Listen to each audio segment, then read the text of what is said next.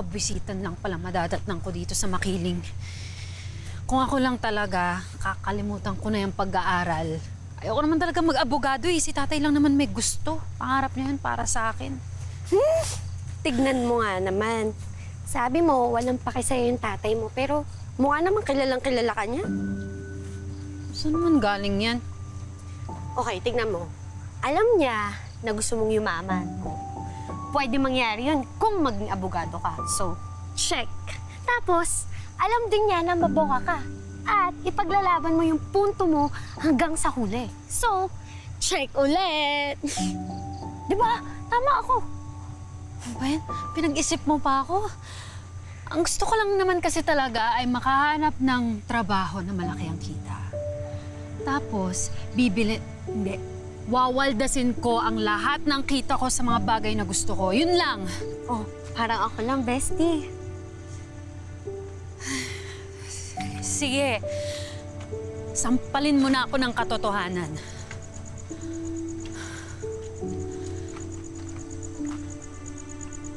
Ano ba kasing kailangan ko talagang gawin para yumaman?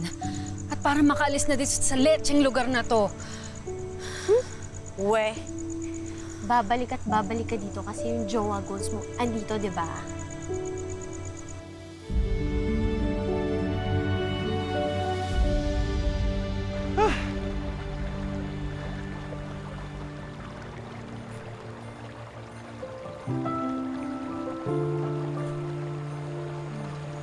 Sa wakas, na-solo na kita.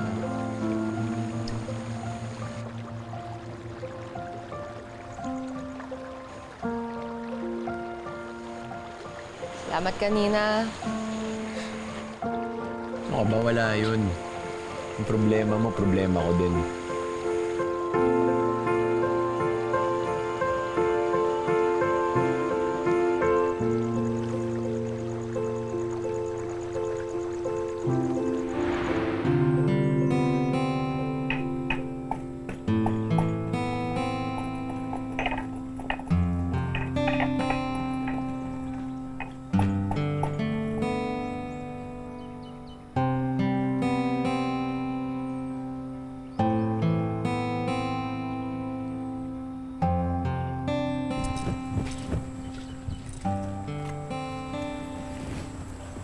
Mukhang nagkakagustuhan ng kapatid mo at kababata niyo, ah.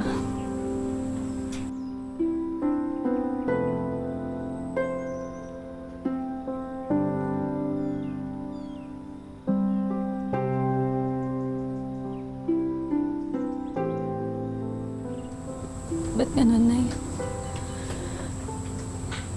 Kami naman ni Alex yung unang maging close, di ba? Kung may magugustuhan siya, ako yun dapat. Rose, anak. May mga bagay talaga na hindi pwedeng ipilit.